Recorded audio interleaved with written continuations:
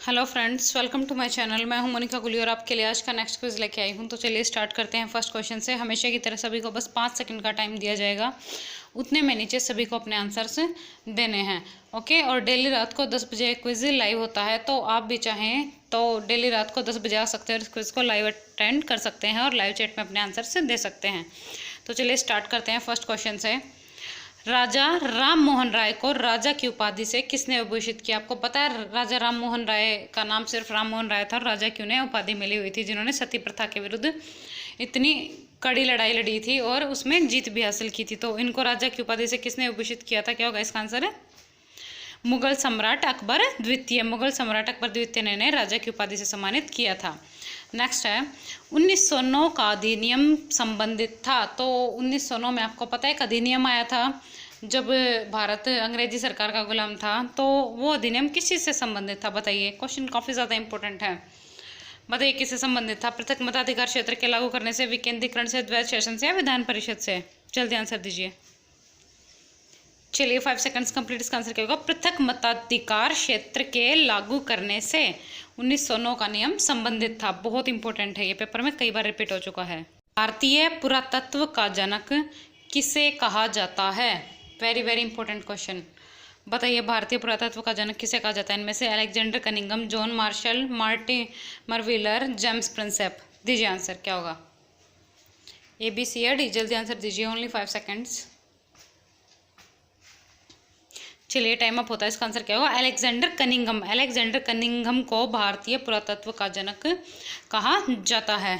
चलिए नेक्स्ट है कयाल क्या है? ये क्वेश्चन भी पेपर में बहुत बार रिपीट हो चुका है। ये क्वेश्चंस वैसे भी सारे प्रीवियस ईयर के ही हैं, तो इम्पोर्टेंट तो होंगे ही। अब बताइए कयाल क्या है इनमें से? तराई मैदान है, गंगा डेल्टा है, दक्कन पठार की रेगड़ है या केरल के लगून है? दीजिए आंसर। चलिए टाइम अप होता है। 5 सेकंड्स कंप्लीट। इसका आंसर क्या होगा? केरल के लेगून। जो केरल के लेगून हैं उन्हें कयाल भी बोला जाता है। चलिए अभी नेक्स्ट क्वेश्चन देख लेते हैं। आरसी कहाँ पहने जाने वाला आभूषण है? अब जैसे कि मैंने आपको बोल रखा है, डेली आपको एक हरियाणा का एक वस्त्र और एक आभूषण कराया जाएगा ताकि आपको वो पक्के से याद हो जाए और अच्छे से रिविज़न हो जाए, क्योंकि ज़्यादातर स्टूडेंट्स को दिक्कत रहती है इनमें, ध्यान नहीं रहते उन्हें। तो बताइए आरसी कहाँ पहने जाने वाला आभूषण है? गले में, अंगूठे में, कान में या बाजू में? चलिए टाइम अप होता है। इसका आंसर क्या होगा? अंगूठे में। अंगूठे में पहना जाता है इसको। दाएं हाथ का जो अंगूठा होता है ना, उसमें पहना जाता है। आपने सुना भी होगा कहावत को कि हाथ कंगन को आरसी क्या, पढ़े लिखे को फारसी क्या। तो वो इसी वजह से बोला जाता है। गहरे लाल रंग की किनारों वाली ओढ़नी क्या कहलाती है? तो गहरे लाल रंग की किनारों वाली ओढ़नी बताइए इनमें से क्या कहलाती है? डिमाच, सोपली, छामा या फुलकारी? दीजिए आंसर। चलिए टाइम अप होता है। इसका आंसर क्या होगा? सोपली। गहरे लाल रंग की किनारों वाली ओढ़नी क्या कहलाती है? सोपली कहलाती है। डिमाच क्या होता है? जो रेशमी ओढ़नी होती है ना, जो पीले वगैरह में आती है, उसे डिमाच बोलते हैं। छामा पीले रंग की होती है। भारतीय संविधान की प्रस्तावना में निम्न में से किस अभिव्यक्ति का प्रयोग नहीं किया गया है?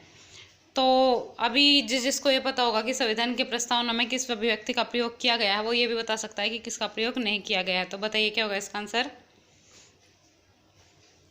चलिए आंसर मैं आपको बता रही हूँ, टाइम अप होता है। इसका आंसर क्या होगा? संघीय। संघीय का प्रयोग नहीं किया गया, और जिसका प्रयोग किया गया है वो जरूर याद रखिएगा। एक तो सर्वसत्ताधारी लोकतंत्रीय गणराज्य है, एक समाजवादी और एक धर्मनिरपेक्ष, इन तीनों का प्रयोग किया गया है भारतीय संविधान की प्रस्तावना में।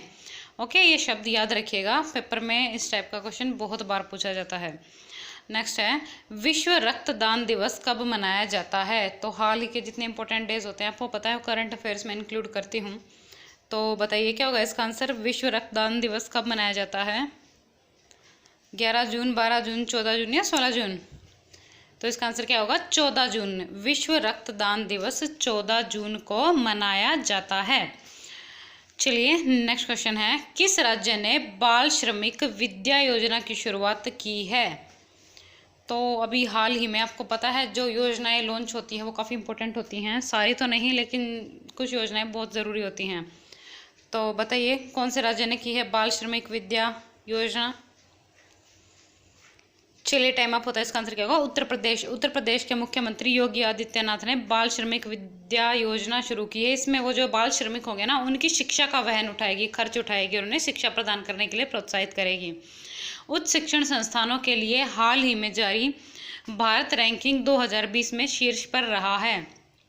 तो अभी हाल ही में रैंकिंग जारी हुई है उच्च शिक्षण संस्थानों की, तो 2020 में इसमें शीर्ष पर कौन रहा है? इसका आंसर आपको बताना है। बताइए क्या होगा इसका आंसर? चलिए टाइम अप होता है, इसका आंसर क्या होगा? IIT मद्रास। उच्च शिक्षण संस्थानों के लिए हाल ही में जारी भारतीय रैंकिंग में IIT मद्रास शीर्ष पर रहा है। चलिए नेक्स्ट है, बैंकिंग लेन देन में ECS का क्या अर्थ है? अब बताइए, बैंकिंग लेन देन में ECS का क्या अर्थ है? इनमें से electronic clearance service, access credit supervisor, extra cash status या एक्सचेंज क्लियरिंग स्टैंडर्ड। दीजिए आंसर। चलिए टाइम अप होता है, आंसर क्या होगा इसका? Electronic clearing service. Okay, banking लेन देन में ECS का क्या अर्थ है? Electronic clearing service. नेक्स्ट है, श्री दलबीर भंडारी किस क्षेत्र से संबंधित हैं? अब बताइए, श्री दलबीर भंडारी किस क्षेत्र से संबंधित है? काफ़ी फेमस पर्सनैलिटी है ये, और किससे संबंधित है बताइए? चलिए टाइम अप होता है, इसका आंसर क्या होगा? न्यायपालिका। श्री दलबीर भंडारी न्यायपालिका से संबंधित है। आपको पता होगा ये अंतर्राष्ट्रीय न्यायालय है जिसका मुख्यालय हेग में है। द हेग में है अंतर्राष्ट्रीय न्यायालय का मुख्यालय। ये भी याद रखिएगा, पेपर में पूछा जाता है अंतर्राष्ट्रीय न्यायालय का मुख्यालय कहाँ है? द हेग में है। वहाँ पर ये रह चुके हैं। ओके, वहाँ पर ये जज भी रह चुके हैं श्री दलबीर भंडारी, इसलिए इनका नाम इतना ज़्यादा इंपॉर्टेंट है। चलिए अब स्टार्ट होता है आपका होमवर्क। Synonym of casual. अब बताइए इसका सिनोनिम क्या होगा? Option A to scorn, B to coax, C to scold, D to ridicule. दीजिए answer. Only 5 seconds you have, जल्दी से आंसर दीजिए। चलिए टाइम अप होता है, क्या होगा इसका answer? To coax. Option B is correct. आप देखिए ये क्या होता है? कैजुअल। ये होता है बहलाना फुसलाना। ठीक है, किसी को बहलाना फुसलाना को बोलते हैं कैजुअल। और टू कॉक्स भी क्या होता है? बहलाना फुसलाना। तो इसका सिनोनिम हो गया। चलिए अब बाकी के ऑप्शंस देख लेते हैं। To scorn. अब देखिए टू स्कॉर्न क्या होता है? घृणा करना। ओके, टू स्कॉर्न का मतलब होता है घृणा करना, किसी से नफरत करना। टू कॉक्स मैं आपको बता ही चुकी हूँ अभी। टू स्कॉल्ड, स्कॉल्ड क्या होता है? डांटना। ओके, टू स्कॉल्ड होता है डांटना। और टू रेडिक्यूल, टू रेडिक्यूल क्या होता है? मजाक उड़ाना। ओके, रेडिक्यूल मतलब मजाक उड़ाना। आई होप आप समझ गए होंगे। चलिए 14th क्वेश्चन देख लेते हैं। Antonym of defines. आप बताइए एंटोनिम क्या होगा डिफाइंस का? सबऑर्डिनेशन, ऑनर, लव या फेवर। दीजिए आंसर जल्दी से। ओनली 5 सेकेंड्स, जल्दी। चलिए टाइम अप होता है, तो इसका आंसर क्या होगा? ऑनर। ओके, ऑनर, यानी कि ऑप्शन बी इज करेक्ट। अब देखिए डिफाइंस क्या होता है? अनादर। ओके, अनादर, डिसरिस्पेक्ट। और इसका उल्टा क्या हो जाएगा? अनादर का उल्टा क्या होता है? आदर होता है। तो आदर का आदर क्या है? यहाँ पर ऑनर है। तो डिफाइंस, अनादर, ऑनर, आदर। तो डिफाइंस का एंटोनिम क्या हो गया? ऑनर। ओके, चलिए बाकी के ऑप्शंस देख लेते हैं अभी। सबऑर्डिनेशन। सबऑर्डिनेशन होता है नियंत्रण। ओके, सबऑर्डिनेशन मतलब नियंत्रण। ऑनर मैं आपको बता ही चुकी हूँ। रिस्पेक्ट। लव क्या होता है? लव सबको पता ही होगा, प्यार। और फेवर क्या होता है? पक्ष। ओके, किसी का पक्ष लेना फेवर होता है। चलिए अभी नेक्स्ट क्वेश्चन देख लेते हैं। Idiom. He was given Hobson's choice by the employer. अब बताइए क्या होगा? हॉब्सन्स चॉइस का आपको इडियम बताना है। Option A excellent choice, B no real choice at all, C choice to live और डाई, डी फर्स्ट चॉइस। अब बताइए क्या होगा इसका आंसर? चलिए क्या होगा इसका answer? No real choice at all. Hobson's choice होता है no real choice at all, यानी कि कोई भी चॉइस ना होना। तो हॉब्सन्स चॉइस का क्या हो गया idiom? No real choice at all, यानी कि असल में कोई विकल्प न होना। चलिए बाकी के ऑप्शंस देख लेते हैं। Excellent choice. एक्सीलेंट चॉइस क्या होता है? शानदार चॉइस, यानी कि बहुत अच्छा विकल्प।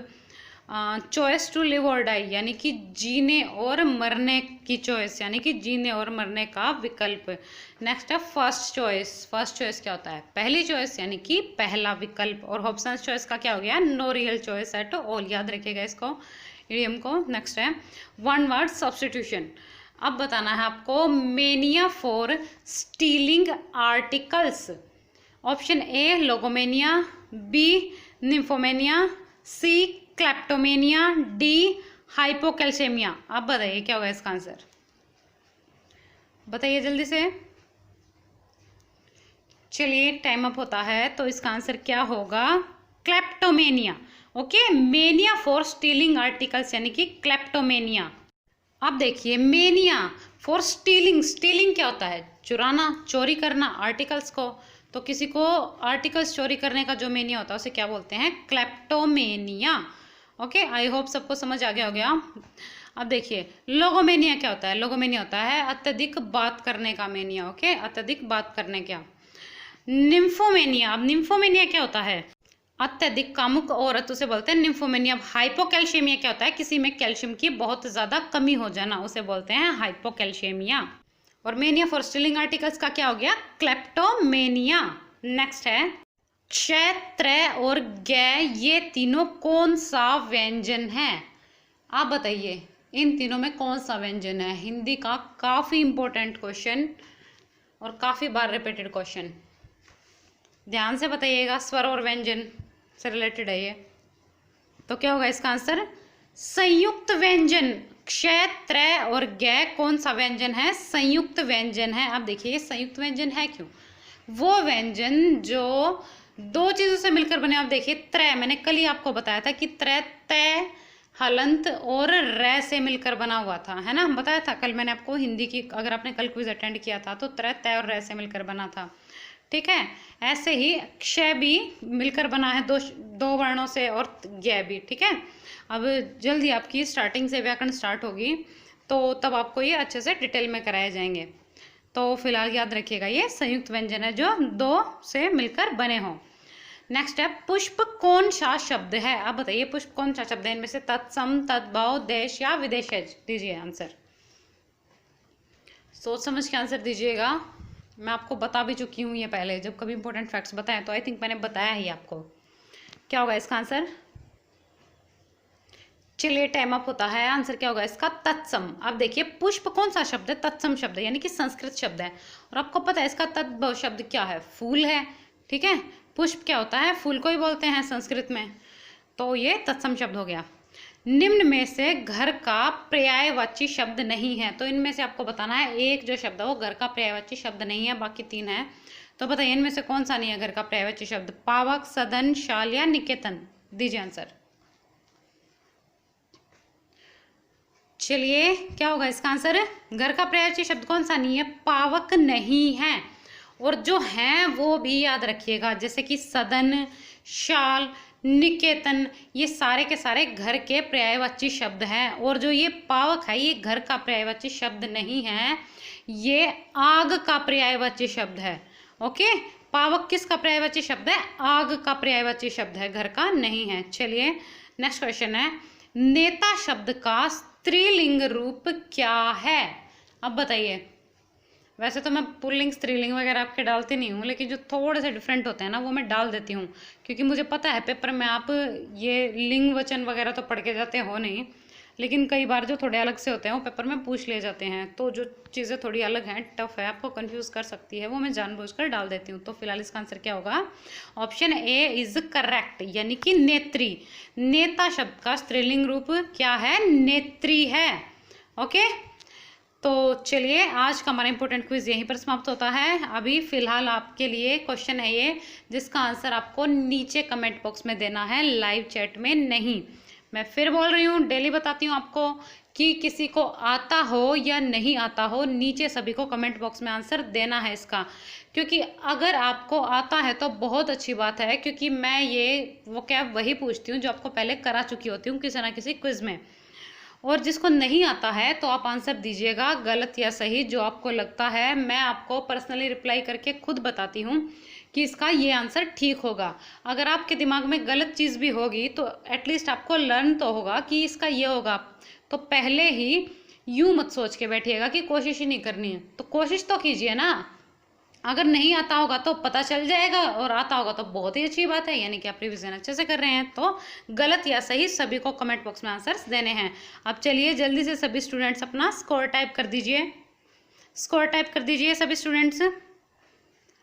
और जिसने स्कोर टाइप कर दिया है वो वीडियो को लाइक कर दीजिए, वीडियो को डेली लाइक कर दिया करो, इससे हमें भी बहुत ज़्यादा सपोर्ट मिलता है। और साथ ही कमेंट बॉक्स में ये भी ज़रूर बता के जाया करो कि आपको वीडियो कैसी लगती है, और अगर आपको कोई चेंज या कोई सुधार की गुंजाइश है तो वो भी मुझे आप कमेंट बॉक्स में बता सकते हो, आपकी सहूलियत के अकॉर्डिंग मैं चेंज भी कर दूँगी।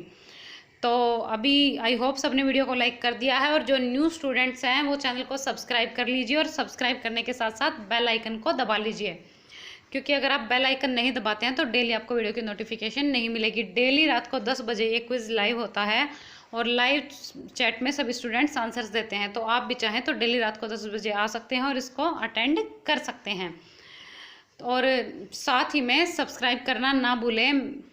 हमने आपको हरियाणा जीके के जो प्रीवियस ईयर के क्वेश्चंस है ना वो भी करा रखे हैं, और एनिमल हस्बेंड्री के भी। तो जिस किसी को पुराने पेपरों के एनिमल हस्बेंड्री के और हरियाणा जीके के क्वेश्चंस करने हैं, प्लेलिस्ट में जाकर आप देख सकते हैं, वहाँ आपको हरियाणा जीके के भी पुराने साल के क्वेश्चंस मिल जाएंगे, और साथ ही एनिमल हस्बेंड्री के भी पुराने साल के क्वेश्चंस मिल जाएंगे। और साथ ही जिसको हरियाणा के एग्जाम्स के लिए एनिमल हस्बेंड्री आपको पता है कितनी इंपॉर्टेंट है, तो पशुओं की नस्लें नहीं याद होती है, मैंने पशुओं की नस्ल पर भी एक इंपॉर्टेंट वीडियो डाली है ट्रिक के साथ। आई एम श्योर अगर आप उस वीडियो को देखेंगे तो आपको उस नस्लें याद हो जाएंगी। और जिसको हरियाणा के मई महीने के करंट अफेयर्स करने हैं, तो मैंने हरियाणा के मई महीने के कंप्लीट करंट अफेयर्स की वीडियो भी डाली है, डिस्क्रिप्शन में आपको लिंक मिल जाएगा, वहाँ से आप मई महीने के हरियाणा के कंप्लीट करंट अफेयर्स भी कर सकते हैं। और हाँ, अगर आपको और किसी टॉपिक पर वीडियो चाहिए तो वो भी मुझे आप कमेंट बॉक्स में बता सकते हैं, आपको जल्द ही मैं वीडियो प्रोवाइड करा दूंगी। कोई क्वेरी हो, एनीथिंग, आप मुझसे कमेंट में पूछ सकते हैं। Okay, thank you. Like, share and subscribe, और हाँ, बेल आइकन दबाना मत भूलिएगा। Bye bye and good night to all of you. Thank you.